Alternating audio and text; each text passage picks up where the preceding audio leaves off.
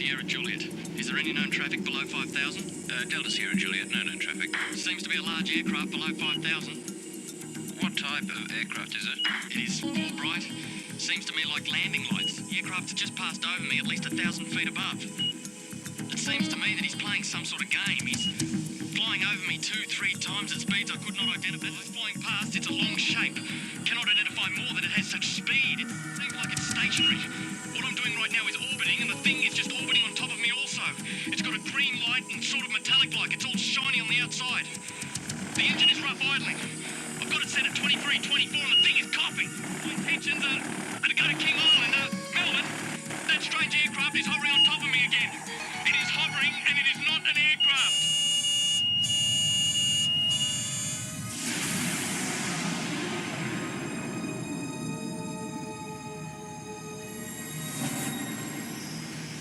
What you've just heard was a recreation of the final words spoken by pilot Fred Valentich before his plane disappeared over Bass Strait. Even though it's been 19 years since Fred disappeared, the mystery surrounding what happened to him still hasn't faded. He just vanished without trace, and his family believed he was taken by an unidentified flying object. Recent years has been an explosion of UFO sightings in Australia. Whenever you mention the topic, people seem to have their own theories and opinions, or even their own stories. It was orange like a sunset, and it was just spanning across the road. I can't move, man. Moving forward in time through the experience. Then this tall, dark being just appeared in front of the craft and... I mean, it looks like a traditional, every day of the week, comic book flying saucer. They had large almond-shaped eyes, small bodies, legs and arms, and sort of grey in appearance. I think it's the first time in my life that I could identify of anybody telling me that they were scared they were going to die. Saying that this thing was only just down the bottom of his street. He could see that it was out in the water. It was sucking up water. Yeah, I believe it's a UFO. There are between 400 and 500 reports a month of UFOs in this country.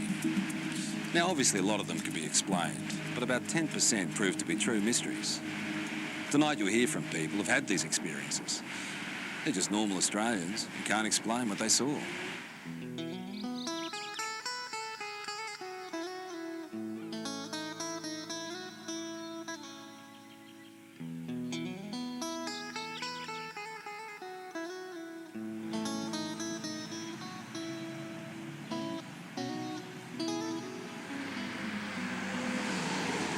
I was travelling from Sydney in a northerly direction toward Gosford along this particular road here, the Pacific Highway. And it was quiet, there wasn't a lot of traffic, it was early Christmas morning. And I was just gazing out of the front window of the car, and I saw approximately half a kilometre away a bright silver metallic object crossing from south to north.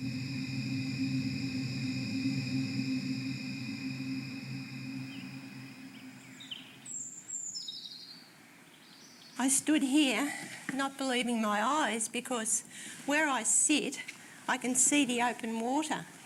And I just couldn't believe that this thing could appear on the water. It was some kind of craft, but it was completely surrounded in lights underneath and all around, and it just looked like a carousel. It wasn't anything flat. Around holiday time, the local police know they'll be busy. But on this New Year's Eve, the calls weren't what they expected. All people that I spoke to had exactly the same thing to say. There was no variance whatsoever in the object that was sighted. It was a huge chrome, very shiny object in the shape of a ball. At the bottom of the ball was a number of huge white lights. This object looked like it was sucking up water.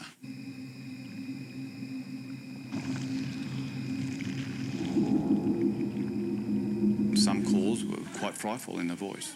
You can actually hear the fear, and in the background especially, the fear of people and, of course, animals and things at the time that were experiencing this phenomena.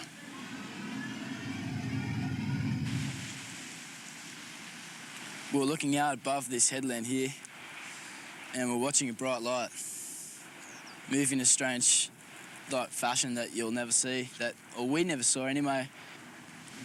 It was moving quickly and moved for instance, in a zigzag fashion.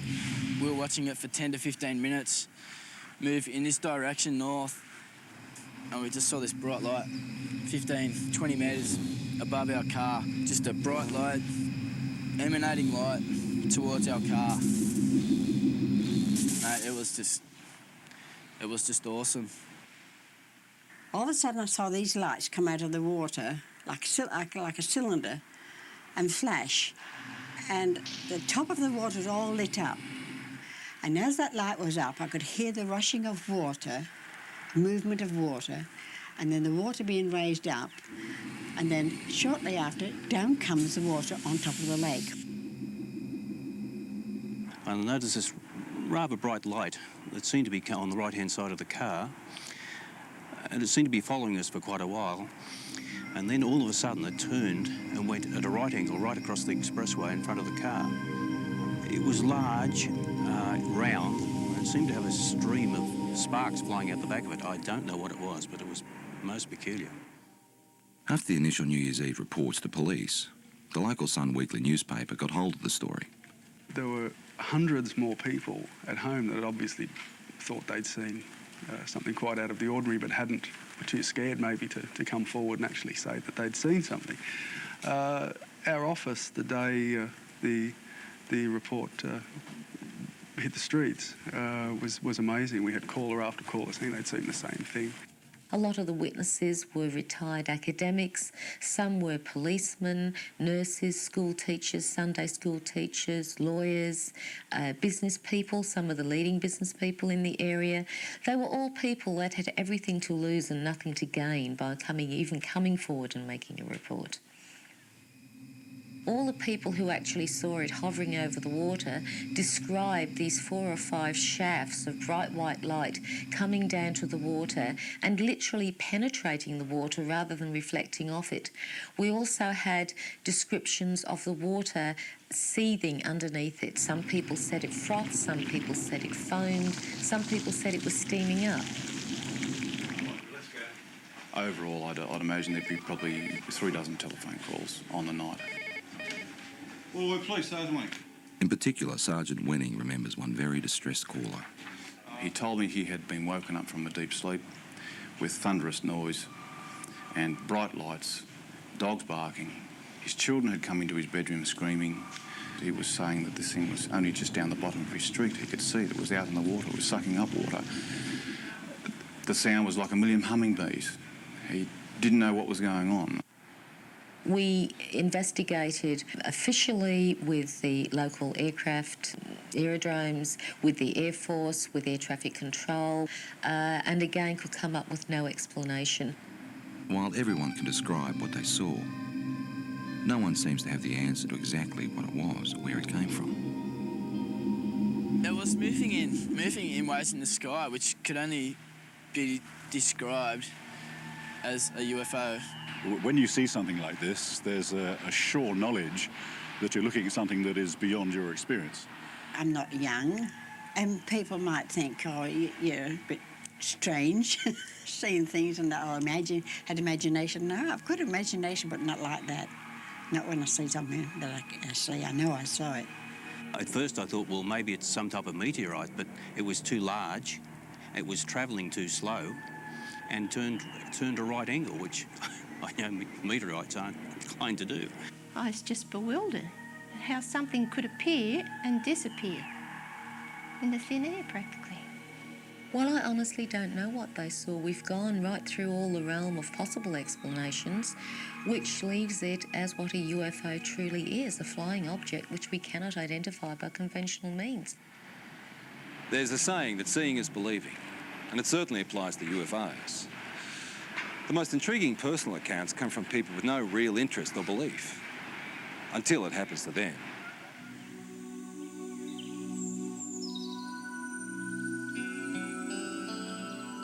Before this happened to me, I can be honest, I could say that I was in that category of being naive. I didn't believe it.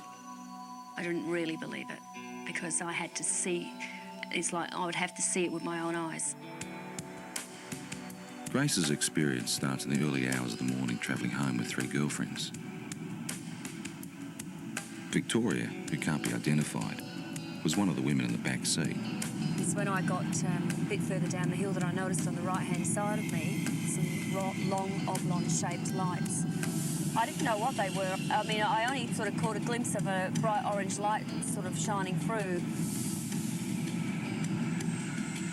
As I got down the hillside and started to come around the corner by this little hotel that takes us back through the back roads towards the freeway, one of the girls in the back noticed a very bright white light with a type of blue haze around it. When the girls were sort of saying, oh, maybe, you know, like it's a UFO, and, you know, was sort of like just laughed it off and said, don't be so ridiculous. The women continued their trip, but further down the road, more lights appeared. I heard Victoria and one of the other girls in the back there, they were commenting on something that was behind us. They actually thought somebody was coming up behind us, like a truck or something, because it was moving fairly fast and very bright. It was just such a bright as blinding light. It was orange like a sunset, and it was just spanning across the road. I got really scared, and I said to Grace, quick, just step on it.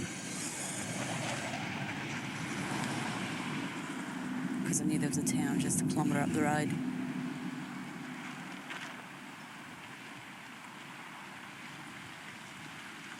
As we got closer into the middle of this car parking area and looked up, we could see this ship. Well, that's what you'd have to call it, because it was, you know, definitely not an aeroplane, and it was something from definitely not this world, that's for sure. It sort of moved across from this direction straight over the top of us.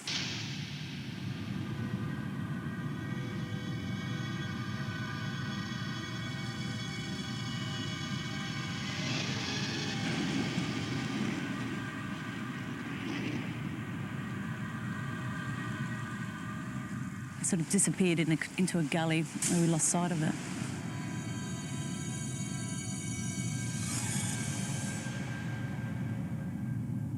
We were scared for our safety. I mean, I've got to be honest, I think it's the first time in my life that I could identify of anybody telling me that they were scared they were going to die. Because I was. When I got to the opening of the drive here, the other girls noticed that there was something else up, some activity up there in the sky. We were still scared. We didn't know what they were either. They seemed to be moving in a direction that this other craft had gone over and gone down. So the first thing you think of, just pull someone's driveway. And as I pulled in, the light was so blinding, it actually was hurting our eyes to look at it. Then I noticed a figure coming. It wasn't a human. It definitely was no human, that's for sure. I felt threatened by it. I felt really, really threatened by it. That was the closest thing I've ever experienced, the thought of actually, you know, coming close to death, I suppose, which sounds pretty silly, but the fear that I had was like that, like I wasn't going to see my family again. And the weird thing is that it's not the normal thing to talk about and for people to accept. But, you know, it's been 3 years now, and I still feel very distressed by it. In the weeks, I felt a lot of doubt with what happened to Grace. I didn't believe it, truly believed it, because I hadn't experienced anything like that myself. So I didn't show it either. I mean, I didn't show that I didn't believe it, because I think it was important that I looked like I was supporting her, so that otherwise, you know, she might go sort of, you know, off the rails if she didn't feel she had some support from her husband.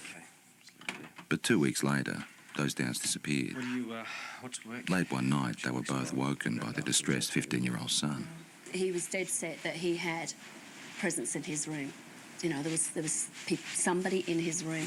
And one thing that he kept saying at that time was that, can you hear that sound? And he kept pointing up to the ceiling. And we could hear this low drone sound. I knew then I'd heard that sound before. We got back into bed and I was laying there. And I thought, do I lie here and just let this thing go through and just, you know, try and wipe it off as another bad experience, or do I actually get up and look, and if it is what I think it is, then maybe my husband will be able to see for the first time and he will believe. I just couldn't believe what I was seeing. When you see an object that's just sort of floating through the air, like at slow pace, and you think to yourself, oh my God, it struck me as, you know, being awesome. It's just something unbelievable. It was a relief that he was able to see this thing, and all I kept saying was that was the thing that was there the night when I was with the others. Certainly by its nature, by the way, characteristics of the way it just hovered across the house at a slow pace, yeah, no, nothing man-made. Not from this country, not from this earth, I should say. So you want me to... Even though Grace and her husband ended up experiencing the same craft, their ways of coping with it differ. Take them down to training.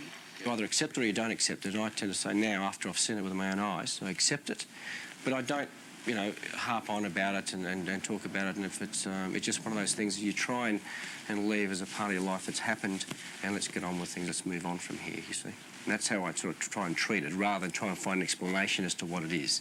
Yeah, I really don't have a theory yet. It's basically, it's more the fear. Again, I don't know why, because I'm still here and I am healthy, you know, I mean, but the fact is it's just a worry because you don't know. You just don't know. What do you reckon it is? Got no idea. Images of UFOs caught on video over the years tend to raise more questions than they answer. Ron, they are visitors. Yeah? Yes, yes. UFO. Working out whether there is something out there has intrigued researchers for years. And there's no doubt that there is a physical dimension to this UFO phenomenon, and it appears to involve some form of technology, and many cases certainly suggest that we're dealing with an exotic technology that might be something certainly foreign to our environment. When a Melbourne photographer saw images like these, he was interested enough to go on standby to try and capture on film whatever was buzzing the sky over Narre Warren in June 1996. I got the phone call and I was told that the lights were spinning across the tree line over the homes. What I did was put the camera onto the object, allowing it just to come into frame, hit the shutter, count to 20, stop, wind, move the camera to the next part of the frame, start the shot, count to 20, let it go, and so forth. The first night, the result of the photographs showed just light trails of this object going across over the tree line. The second night, with higher speed film and the higher magnification lens, is where we actually captured the shot of the disc. This thing was, the only way to explain it was moving across the air like ice on a hot plate, very, very smooth. Later in the program, Doug's photos will be studied by an independent expert. Well, it was flying, it's unidentified, and it was definitely an object. What it will be, and I hope with the analysis will prove me right. But yeah, I believe it's a UFO. In the UFO community, the term hypnotherapy is like a buzzword. It's the thing to try if you feel you have secrets of the past to unlock. While mainstream medicine doesn't necessarily recognise it, people who've had UFO encounters believe it helps.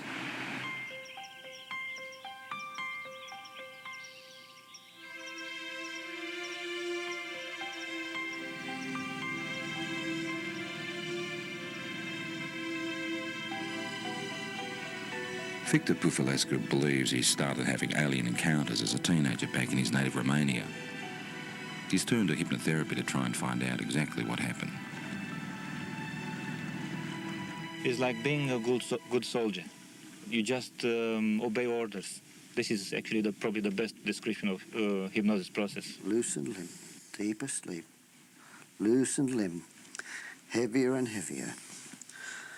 Not a worry, not a care. Deeper, deeper, and deeper.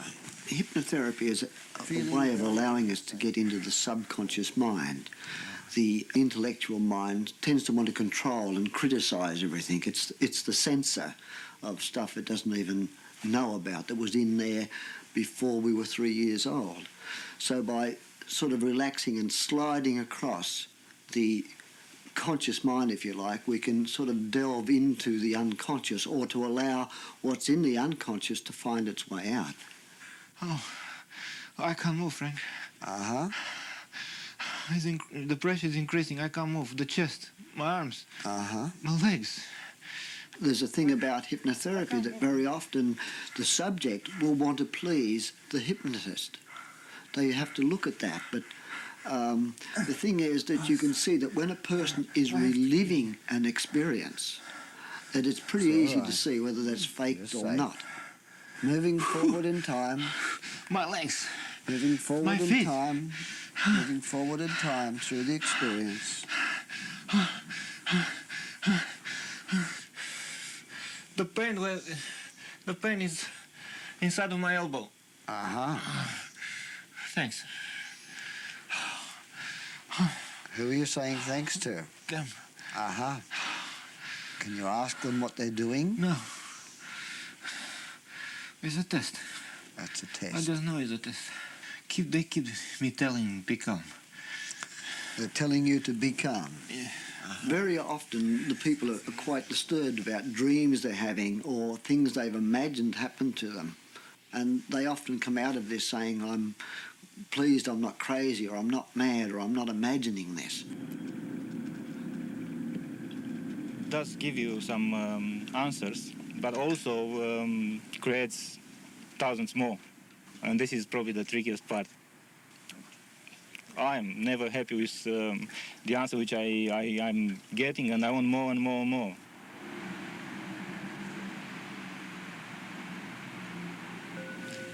Just relaxing as much as you can with every breath. Just feeling a sense of calm. From 1992, there was a very strong correlation with awakening psychically and with my healing work to having these experiences.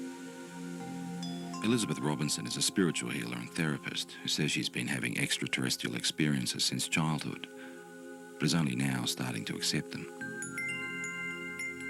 I mean, when they started with me, I thought, my God, this is bizarre. You know, this is crazy.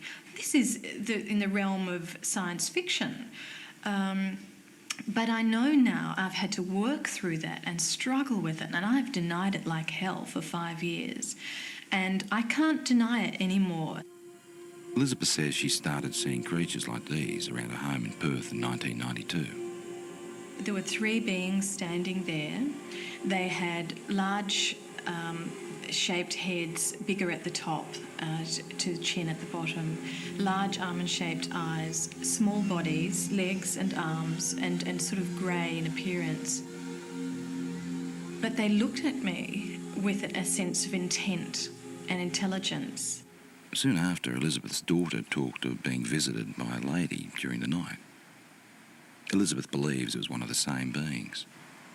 And I looked down on the desk, and here was a drawing of this being, this same being that I had seen. And I said to Jessica, who did that? Because I knew that at 2.5, her drawings were scribble drawings. And she said, oh, that's the lady. I tried to rationalise it, but I knew that I wasn't imagining this stuff. You know, there was something in me that told me that there was more to these experiences. They're looking at me again. Elizabeth then turned to hypnotherapy to try and uncover what she couldn't understand. This session was recorded last year with visiting American UFO researcher John Carpenter.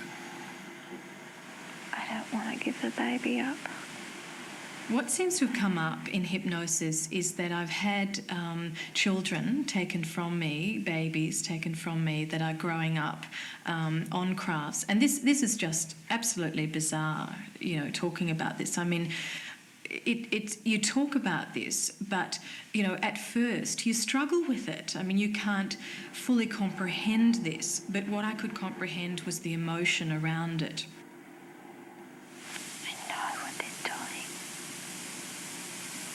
They say it's time. they tell me with their mind. The emotions are so real, they're raw, they're, you know, the grief is there, the terror is something like I've never felt before. They're just doing what they're doing. What are they doing? They're getting the equipment ready.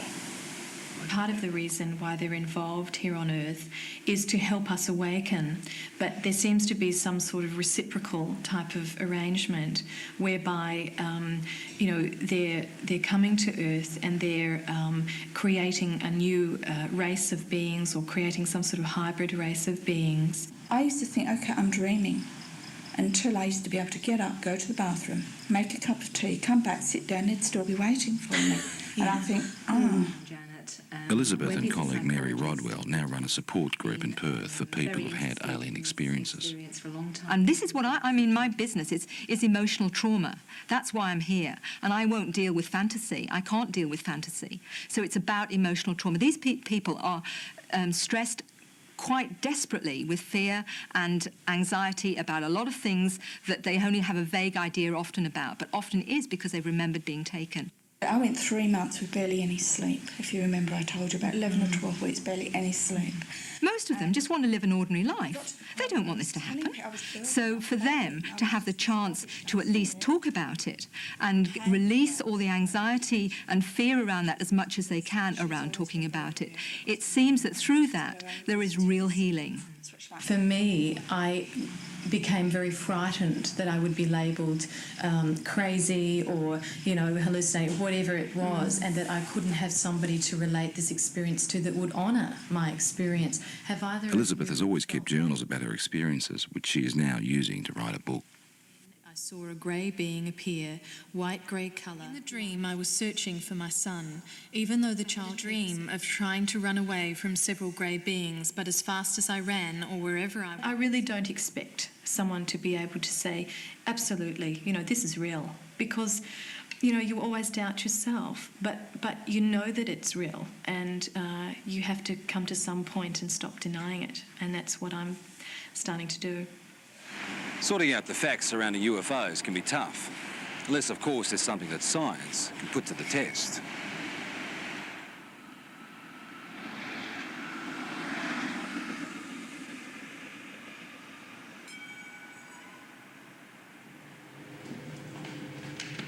Earlier in the program, we saw photographs taken by Doug Page. The time exposures show what Doug believes is a UFO hovering near his home in 1996. Now, has this been observed by other people as well? Practically all of Narre Warren. Okay, so that was seen, but not as a streak, because No. this is a time exposure. Just, so it was flight. simply an object of some sort traveling. Correct. In somewhat of a line, but as you can see, it goes up and down here. This type of negative sleeve will take... The professor would like to examine the negatives that come before and after the pictures in question. Explain to me why... But Doug has used the ends of rolls of film and discarded the shots he felt didn't work. Now, when the films were actually ready for handling, I'd lay them out and I went through them, and I go with the scissors and I just go cut, cut, into the bin, cut, cut, put it there, and that's what I did. Okay. After examining the camera the shots were taken with and checking density readings on the negatives, the next step is to enhance the images on the computer. Typical and in good shape. I don't rely on computers for analysis. They're a bit of a tool. They sometimes let us see things a little bit better, but to actually definitively say that a particular thing is something, I stay away from that. That's right. How did you focus the camera? Just on infinity. Okay, so if you focused on infinity, technically the tower should be sharper in focus than the tree. Should be, shouldn't it? Mm-hmm. But it's not. Interesting question, isn't it? It's a good one. The only trouble is there's no sort of guarantee, of course, in the darkness that it hasn't moved off set either, but I had that set for infinity. Okay. With some of the technical questions out of the way, it becomes an issue of individual perception. Very specific things here. I see a disc-shaped object. I see something with a rim. Okay, there is definitely a lip. There are what appears to be lights. There's big, there's another small one in between, another one. So we've got something that is geometrically laid out. You can see a texture, and you can see definitely on the dark side of it something. So something's in shadow. I mean, it looks like a traditional, every day of the week, comic book flying saucer. My first impression of this when I saw it, again, was a trumpet, a circular object here that we have a bell shape that comes out like so. This is unexplained optical either artifact, phenomena, or reality, or could be could be an object, but it is totally undefinable. And of technical concern is the fact that the start of the time exposure is more in focus than the end shape. Does it make any sense to you that if this was moving and it's decelerating, would that have a bearing on the shape of the line? If it was slowing? Because no, it shouldn't. It should be exactly the same sharpness. Despite question marks over issues like that, the professor is able to reach some conclusions. I don't believe that it's been faked. I think it is probably something that was traveling through the air. What it would be, I wouldn't know, and there's no indication from the photographs that would give me any clue. There are points there that I haven't considered, such as the object, could well be a phenomenon that that I've never heard of. So I mean, we've got to keep an open mind.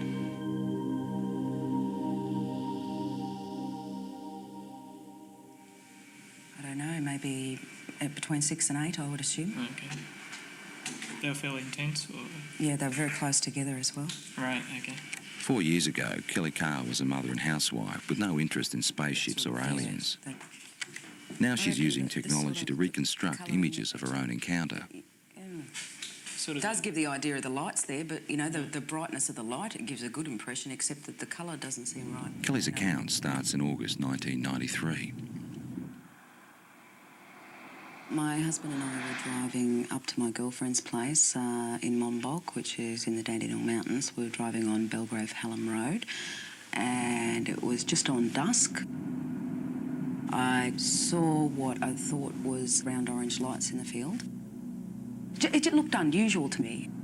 Later that night, retracing their route home, Kelly noticed something else unusual. It's about a kilometre or so in front of us, about twice the height of the treetops. We could see this object, which at first I thought was a blimp. It had the shape of a blimp, but it was light. As we got closer to it, the light seemed to sort of separate, and it was actually these a row of round lights, and they were orange.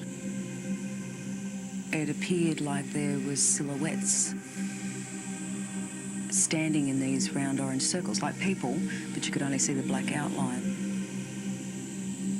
Well, I just said to my husband, look, there's people in there. And the minute I said that, it shot off to the left of us. Within 1 or 2 seconds, it was gone completely. About a kilometre or two further down the road, as we kept driving, I came across at least what I thought was a screen or a wall of light across the road. And my heart started racing and the adrenaline was sort of pumping through my body, and I'm thinking, we've just seen us back down there. We're in for, a close encounter. Then the next instant, nothing. We seem to have actually covered a fair distance that I don't even remember covering. It might have been possibly close to a kilometre that I don't remember actually travelling. There was no light. There was nothing blocking the road. Kelly says it wasn't until weeks later she remembered actually getting out of the car that night. And I saw that there was another car that had pulled up 100 metres down the road. Then I walked around the front of the car to where my husband was standing on the other side, and we started walking across the road together. As we were walking across the road, I looked down and I saw that the other people were getting out the car and starting to walk as well. So I was quite happy that there was other people there who were seeing the same thing that we were.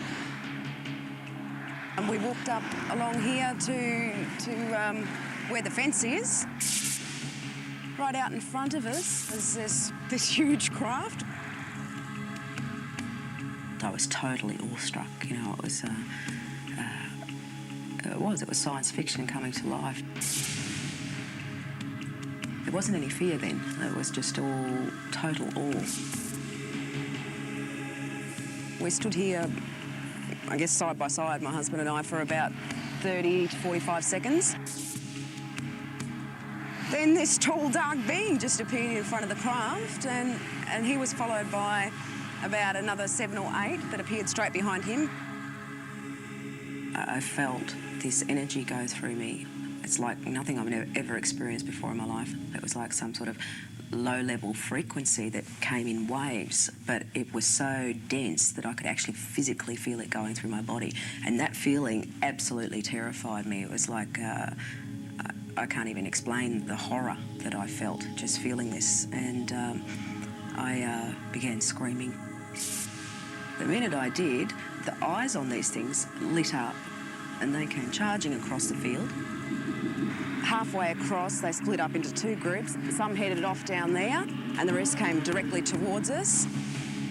I felt this blow to my stomach, and the next thing you know, I'm back here somewhere on the grass. It literally lifted me off of my feet. And I thought I was going to die.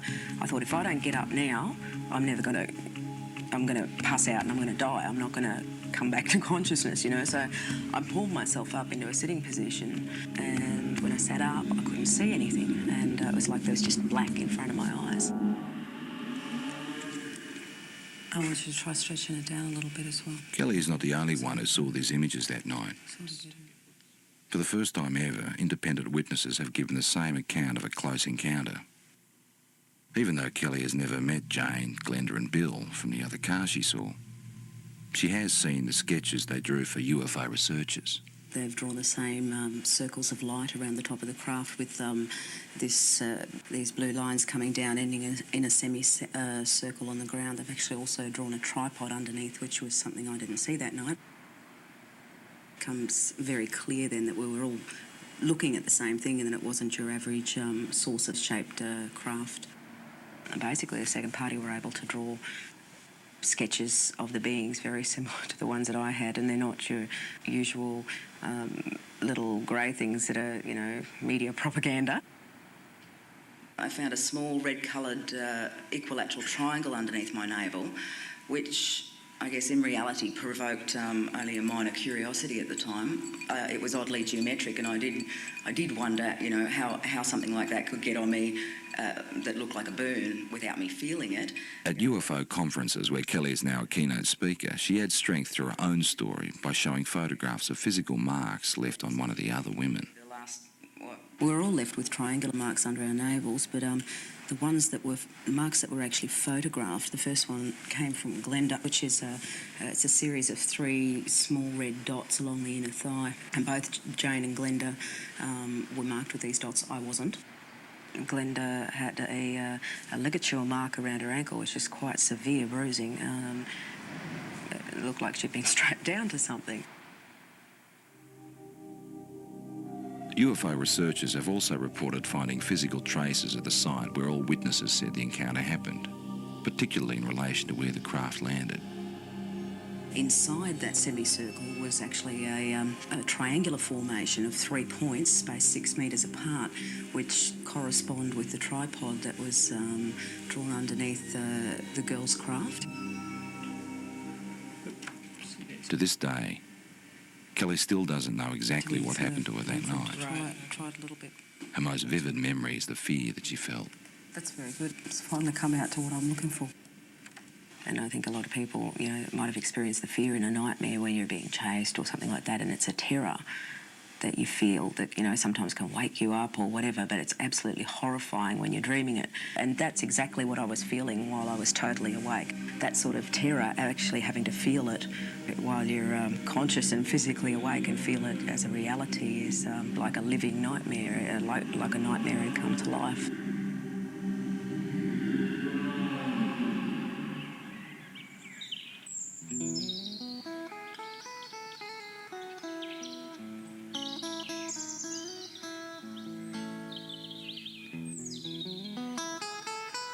We've moved out onto 138 acres.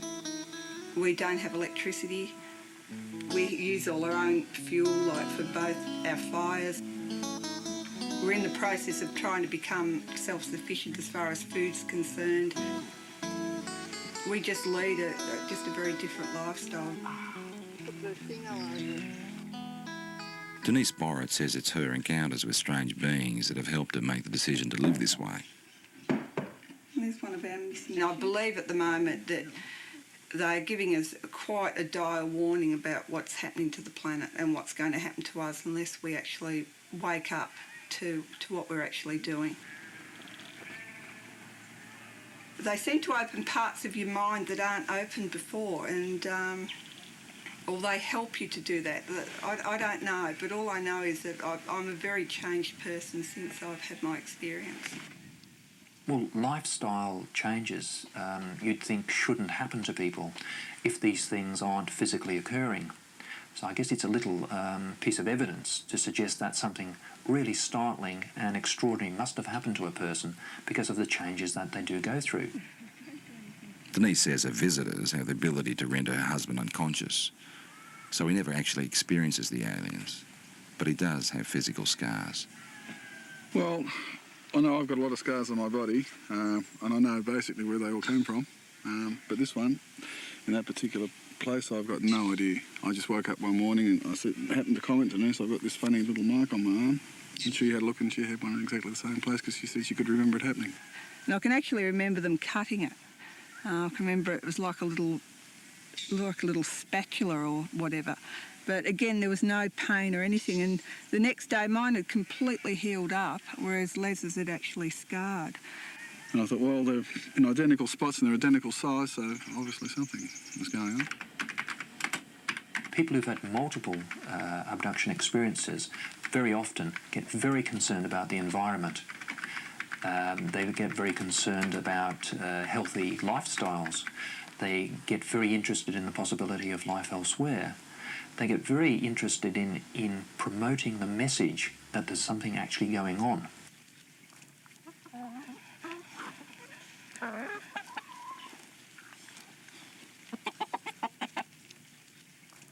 If things do go haywire on the planet, like I believe they will, that we at least will be able to feed ourselves and not have to rely on man-made energy to keep ourselves going.